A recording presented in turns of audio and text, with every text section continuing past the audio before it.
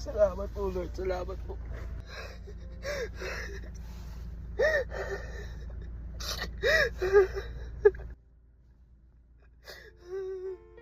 Thank you, Lord. Thank you, Lord, sa salita mo, Panginoon.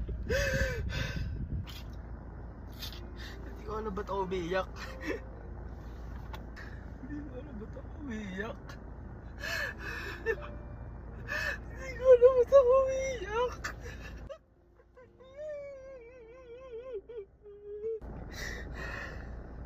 Thank you, Lord. Thank you, Lord. Thank you, Lord Jesus.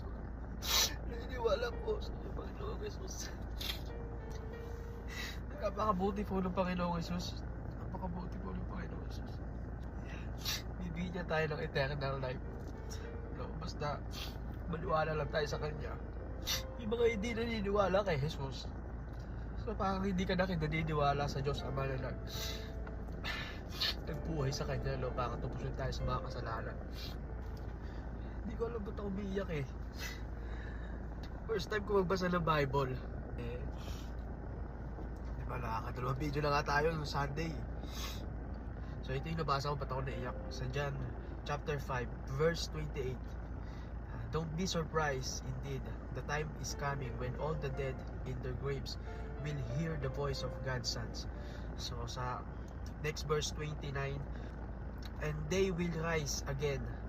Those who have done good will rise to experience eternal life. And those who have continued in evil will rise to experience judgment. So, yun lang. Maniwala tayo kay Jesus, no? Maniwala tayo kay Jesus, no? Hanggat kaya natin umuiwas sa mga evil things,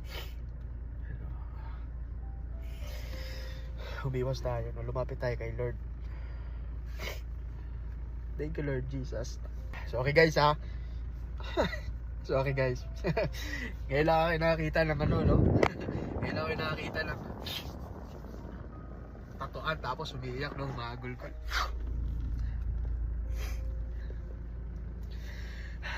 Maniwala tayo kay Jesus. Lumapit tayo sa Kanya, humingi tayo ng tawad.